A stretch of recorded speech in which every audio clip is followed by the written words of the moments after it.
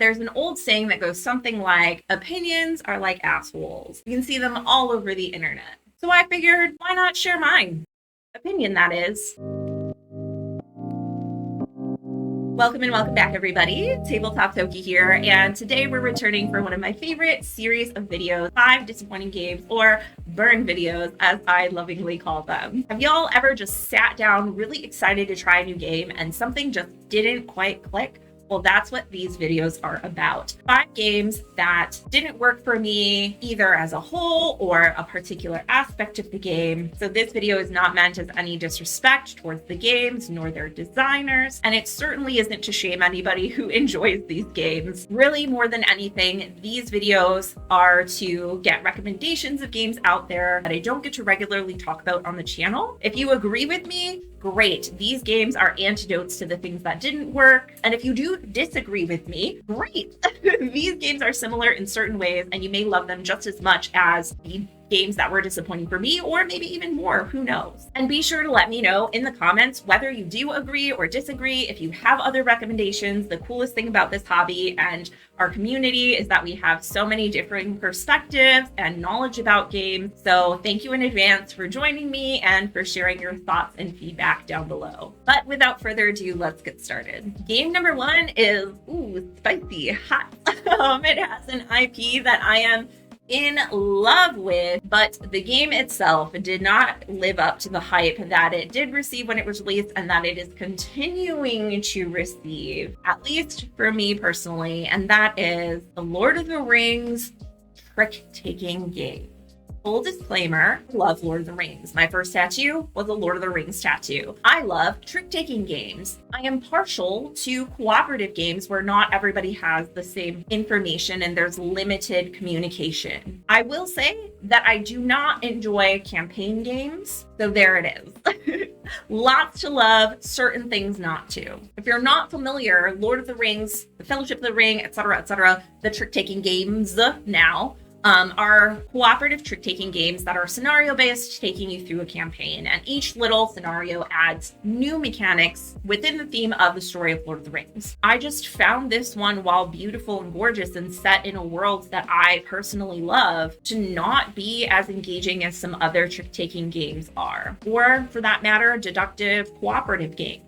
So as far as alternate recommendations go, I'll give a shout out and say that there are a lot of non-campaign based games that are cooperative trick takers out there. I am not an expert in this field, so if y'all have recommendations, like I said, please put them in the description. I would love to find more cooperative trick-taking games, but one of the ones that stood out for me recently is Trick and Treats. This one's all about getting little Halloween candies, and the cool thing is, while it doesn't have a big campaign, the cooperative mode is very tricky, no pun intended. But there are also competitive modes, team-based modes, etc. So there's a lot of variety in gameplay using the same core components and playing through various different scenarios. And it plays quite differently, I would say, based on the number of players and how you interact with each other. So there is, again, not a campaign, but a lot of replayability in a small package, and it is very well designed with some unique player powers that you get, as well as just kind of standard trick-taking as the base. Another cool one that is not necessarily purely cooperative, but has some cooperative trick-taking elements to it, and a really interesting setup is Vivaldi. This is based off of, I believe, a classic trick-taking game named, it's right here, Bruscola Cimata. It is a 5-player trick-taking game with teams, but at the beginning of the round, you are bidding to say how many tricks you think you can win with your prospective teammate. If you win the bid, you're paired with one person who has a specific secret card,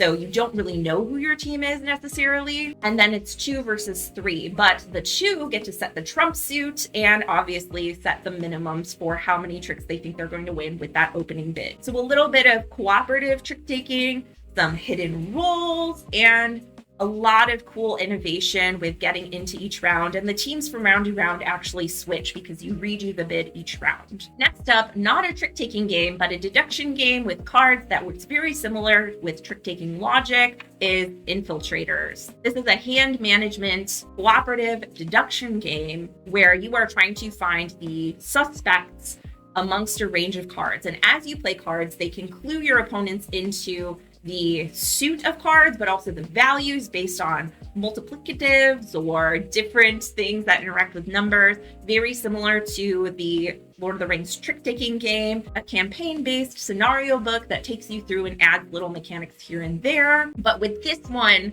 unlike Lord of the Rings, I felt like the base mechanics of just the core game are really satisfying, where I wasn't like getting bored waiting for more to happen with each scenario and wondering like, at what point is this going to click? When are we going to level up? Like, this was good right out the box with the introductory scenario, and playing beyond that is just more bang for your buck. And my last recommendation in place of Lord of the Rings, the trick-taking game, and why I cannot wrap my mind around this existing in the world. I hate to say it because I've burned this game in the past, but the crew and all its variants are just fundamentally, in my mind, a more solid alternative to this title. I still have criticisms about the crew, but the thing that frustrated me the most about this was that it was just like the crew with scenarios and playing tricks, but you didn't have the really innovative thing that the crew has, which is that moon token or whatever it is, where you place it on a card that you put face down to prolong playing the card, and also giving your teammates information about the cards that you do have in hand. I think that as a core mechanic just sets it apart from regular old cooperative trick-taking games. And while I don't enjoy the game, I do recognize that is very innovative. So the fact that came out before these Lord of the Rings trick-taking games, and that Lord of the Rings, obviously they're not going to copy and adopt it, but like do something else in place of that is innovative, that competes with kind of what the standard is of a directly comparable game. And they didn't. It was just less design thought in the core mechanics. And that really frustrated me because I was hoping for more there. Continuing on with another card game, not trick-taking, but card shedding, another one of my favorite mechanics, we have Odin. This game I was particularly excited for because it is a small box card shedding game with a team of designers whom I really love and look up to in the industry, but unfortunately this one just did not come together for me. In Odin, you are playing sets of cards, trying to get rid of them from your hand, very similar to a lot of standard card shedding games. But with this one, at various player counts, I just felt that you didn't have a wide enough range of cards or strategic options. The game kind of felt like it just played itself based on what you were dealt. And I really wanted to love this one for multiple reasons, but as I played it at different player counts and tried to get feedback from other people to see if there were things that I was missing with this strategy, it was one where, I don't know if y'all had this, where you constantly go back and reread the rules over and over again because you feel like, wow, this just feels like it doesn't really work. Am I missing something? Are we playing wrong? But after doing that quite a few times, it became apparent that like, no, this just isn't maybe the level of crunch and strategy that I prefer in this style of game. As far as alternatives for card shedding games go, one of my personal favorites that has a lot of theme and might give a similar impression of feeling like it's just playing out based on what you're dealt is Nana Toridori. But unlike with Odin, after playing Nana Toridori a few times, a lot of strategies kind of came to the surface in terms of waging your bets. You do get a lot more cards and you have to keep them in the same order. And I think that the theme overall is really well integrated for a card shedding game. Basically, you are ushers at the peach ball for birds, and you're trying to get all the birds together in your hand by removing other birds and grouping them and playing them as a set so that they can get home safely. It's just really cute and endearing, and the more that I've played it, the more it has grown on me. Yes, there's a little bit of luck with it, as there are with many of these small box card games, but this one, for me, has just gotten better as I've played it versus being kind of one note, and that's kind of all you get from then on out. Another very strategic card shedding game that I enjoy playing is 5-3-5, originally known as Oh Meow Bao. This game lets you play sets or runs, and based off of what other people play, a cool thing is that you can actually add to it. And there are ways to close or shut down the hand by playing cards values 8, or playing the last of a set of particular cards, or the maximum number that you can have in a run, etc. This is definitely one of the ones that feels a little bit more strategic versus just kind of dealing with what you get from hand to hand, and it is one of my go-tos as far as card shedding games go. And the last one is a little bit of a departure, but also includes getting rid of cards from your hand and card shedding, and that is Fuji Flush.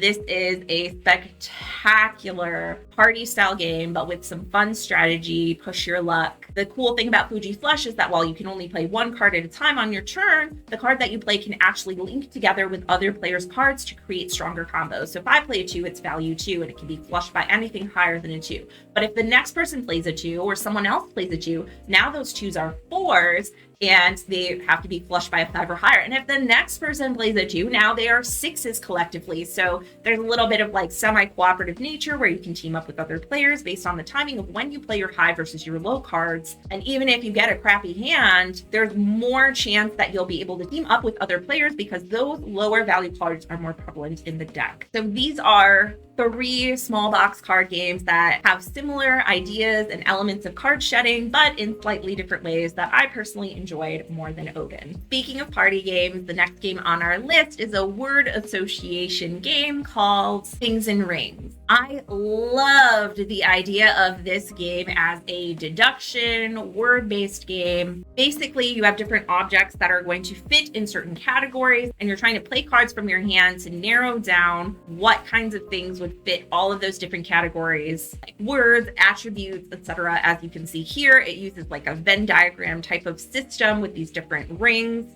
and you're trying to find where all of those intersect and overlap. Unfortunately, this one felt pretty limiting with just the types of objects and cards that you get in hand. And although you can play with fewer rings, it really felt like 1 and 2 was too few, but 3 was too many for the specificity of some of the objects. A game that uses very similar mechanics with playing cards that may be accepted or rejected based on certain clues and categories is Visitor from Blackwood Grove. This game is cool because you have an alien that's running the game and knows the overall rule for accepting certain objects, but you also have the kid who's teamed with the alien and then a series of government agents who are working against them. So the alien's trying to clue the kid in without giving too much information to the government agent. And the idea of the roles and the theme and immersion, I think, just really come out well with this one. Also the card play of accepting versus rejecting and the way that clues are distributed versus what you get in your hand versus what's put out. It feels like you always get some good information. And even if you don't get a lot of really great info on your turn, there are little kind of player powers and upgrades that you get as you go to help mitigate some of that messiness or lack of control with getting dealt certain cards. And I guess I must be very alien brain today because another deduction game with similar logic to Things and Rings is Signal. This one is interesting because instead of words or cards or things, you're actually looking for rules about shape manipulation. It's similar to Zendo if you've ever played that, but a cooperative version. So you have these different pieces that you're playing onto the mat and the alien is moving them around. The scientists are documenting how the pieces move based on different levels of rules that are added and then trying to reverse engineer that in order to communicate with the alien by manipulating the position of these pieces around the board. Very cool, quick and concise, a little more open-ended than something like Things and Rings, but again, like it just brings you into this immersive kind of space with just as valid logic and reasoning as you would have in some of these more abstract games. And then we have my personal favorite cooperative deduction game, and that is Rosetta, the Lost Language. Here you have a symbol paired with a scene, and everybody is trying to deduce what word that symbol represents or the idea that that symbol represents. And as you throw out more ideas, instead of having pre-designed cards that you're bouncing off of, the author actually engineers new symbols that are based in this made-up language that is presented at the beginning of the game and that evolves as the game goes through. Absolutely brilliant design. Never seen anything like it. Played a lot of deduction games, both cooperative and competitive, and this is one that just absolutely stands out for me. So again, while I love the idea of Things and Rings, I think that the implementation just falls a little short with some of the limitations about the number of categories you're going for and cards that you get in hand from turn to turn. Not quite aliens, but still based in space, our next game is called Space Park.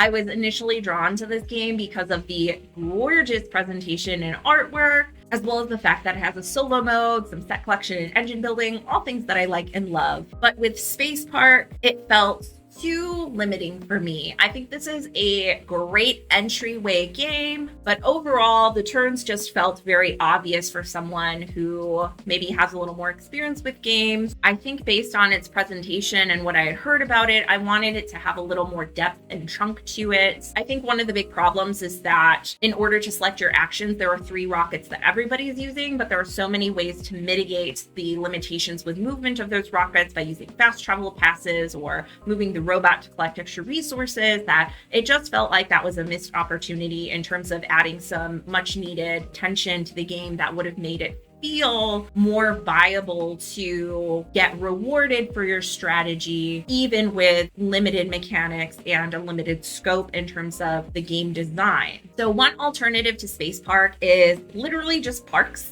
It has a lot of the same elements with moving your hikers down the trail, but each person has their own hikers, and the blocking out of certain spaces is definitely more prevalent in that game, even though it's similar to Space Park in that you're just collecting certain little resources and trading them in for different attraction card posters, etc. Another game that I personally really love is Star Cartel. Not only are you collecting resources from this cargo ship, so like the puzzle of where the resources are located matters because you have cards laid out in a grid, but the cards also have value. So it's a little bit of like blackjack where you're trying to hit the right numbers to turn in your cargo and convert them into some scoring, but also market manipulation with the market values of each of those resources that could raise or crash throughout the game, and at the end of the game you get rewarded for what you have in your stockpile relative to those. But as you're turning those sets in, you're also upgrading your ship, which gets you new abilities to be able to manipulate how you get those cards and turn them in, etc. So this one is just about as easy to learn and concise as Space Park, but has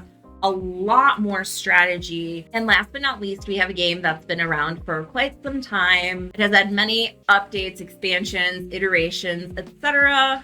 It's a game that I enjoyed when I first got into the hobby, but have since grown out of, and that is Machi Koro. Even if you haven't played it, you've probably heard of Machi Koro at this point, but just a quick overview. Machi Koro is an engine building game where you roll dice to activate certain columns of buildings that give you abilities to get money, to buy more buildings, etc. There are, like I said, many expansions that take that core mechanic and flip it upside down on its head. But I think that overall, with a lot of the content from Machi Koro, it just feels very lucky and dependent on those die rolls. So I have 2 alternatives that have similar feels and vibes to Machi Koro, but that I think give me a lot more satisfaction in terms of rewarding me for my strategy. One of the games that I think kind of directly replaces Machi Koro would be Megaland. Very similar in that you are acquiring buildings that get you different powers. That has a lot of the same feel as Machi Koro, but the difference is that instead of just rolling dice and seeing what you get,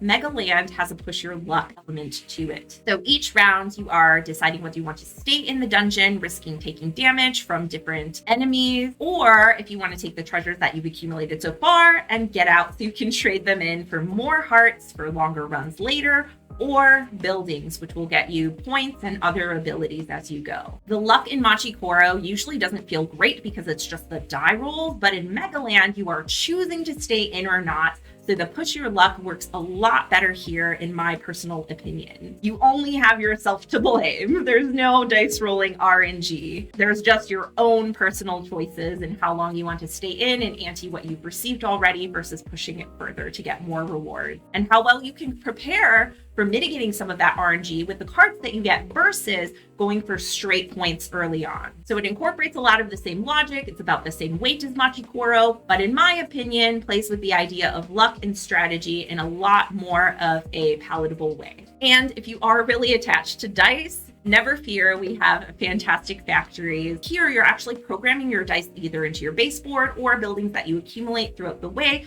in order to trigger powers and conversions. There's just a little bit more Euro-y-ness to it, but I wouldn't say that it's much more complicated than Machi Koro. So this is also a really good go-to replacement for Machi Koro if you're wanting a little bit something more, where you can still use dice, but it feels a lot more strategic with drafting your cards and discarding them to pay for other buildings alongside of dice and resources. It's just a really solid Fantastic game. So there you have it. Those are 5 more disappointing games. Again, please, if you have any other recommendations, let me know in the comments. I would love to learn more about these games, as with the rest of our community. And while you're down there, if you'd like to like the video so it gets out to a wider audience, it really helps out the channel. And you can also subscribe for more board game content, including more burn videos, solo gaming, top 10s, and who knows what else. Before we go, I want to say a huge shout out to our channel members. Y'all are the best. Thank you to them, and thank you to you for supporting the channel and giving us this opportunity to share our passion for the hobby. Thanks a lot for joining me, and I'll see you next time. Bye.